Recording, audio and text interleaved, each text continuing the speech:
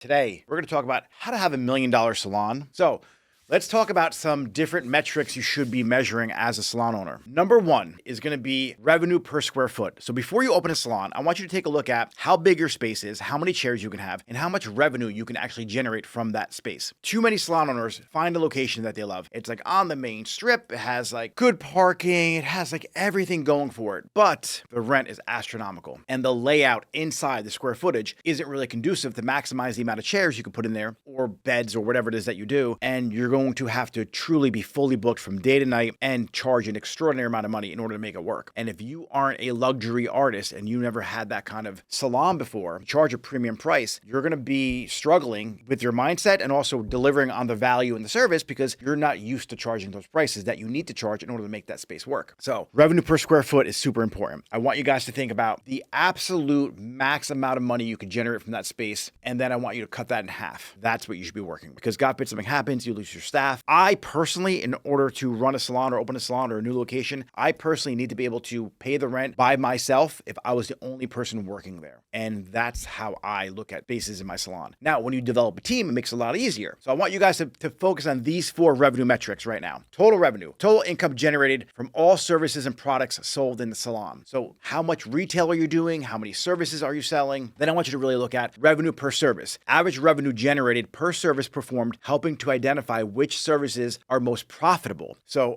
if you guys want to open a blowout bar and you need to do $20,000 a month in revenue and sales in order to stay afloat, a blowout bar maybe isn't a good idea. Maybe be like an extension specialist place because you're going to have a higher ticket. I want you guys to really think through here what services you're doing in that space that's going to help you pay the bills and make a profit. Now, revenue per square foot, we just talked about it a little bit, measures how much revenue the salon generates per square foot of space, indicating the efficiency of space utilization. So before you go into a lease agreement, I really want you guys to map out like the square footage and how many chairs you could put in there according to if you're a licensed salon by the state board in your state, or rooms or beds or nail tables, whatever the hell it is that you do. And then are you able to actually generate a profit? Like if you're paying $10,000 a month for this premier prime location, but you can only have 3 stations in there, that may not be a good spot for you. And then retail sales percentage. So the percentage of total revenue that comes from retail product sales. This indicates your effectiveness of selling. So I want you guys to understand retail is a big portion of our business. Years ago, retail is what paid your rent. Now no one does retail anymore. The fact that you're not all in on retail is a little scary, especially if you're a salon owner. You should be able to sell 20% of your service sales in retail. And that was the standard. Now it's like 3% the average salon does. So really start focusing on educating your clients and diagnosing the problems that they have and then offering the suggested retail to solve that problem. Now let's talk client metrics for a second here. Okay, this is going to be your retention rate, how often they come to the salon, how many visits per year, right? The average ticket. So let's break them down. Client retention rate, number 1. The percentage of clients who return to the salon after their first visit reflecting customer satisfaction and loyalty. You have to increase that. Have a loyalty program. Make sure you have an amazing consultation. Make sure you have a great pre-booking system. Make sure you have some kind of a booking system,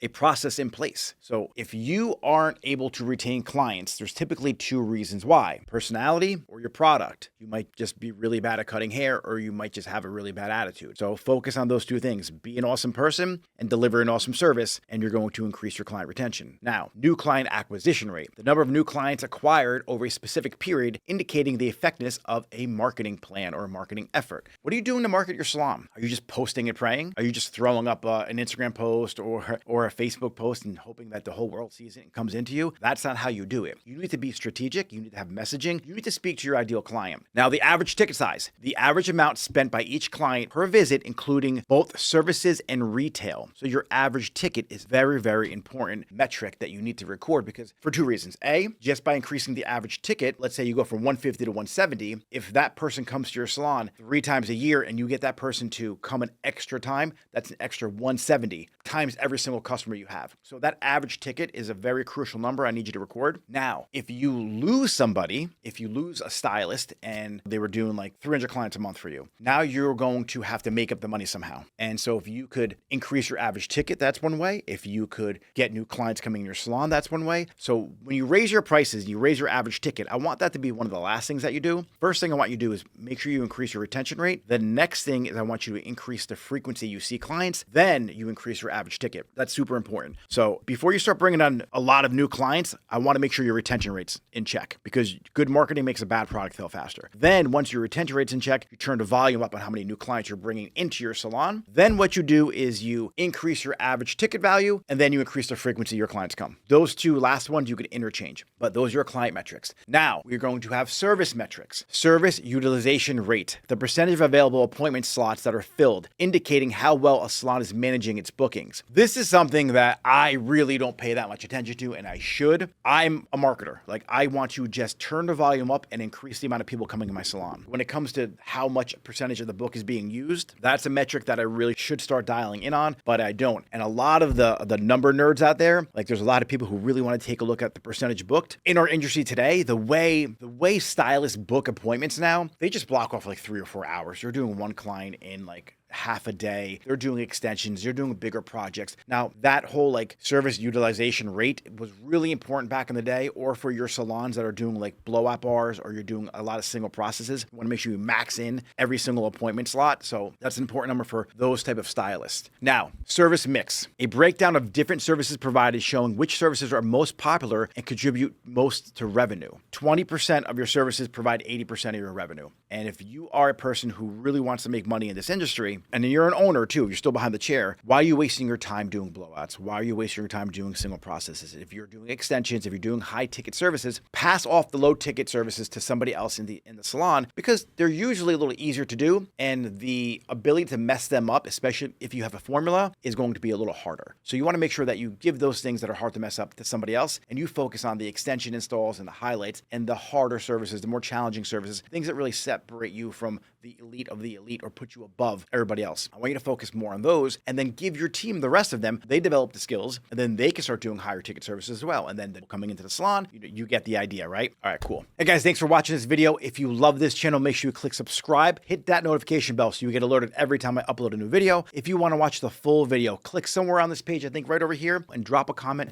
if you have any questions.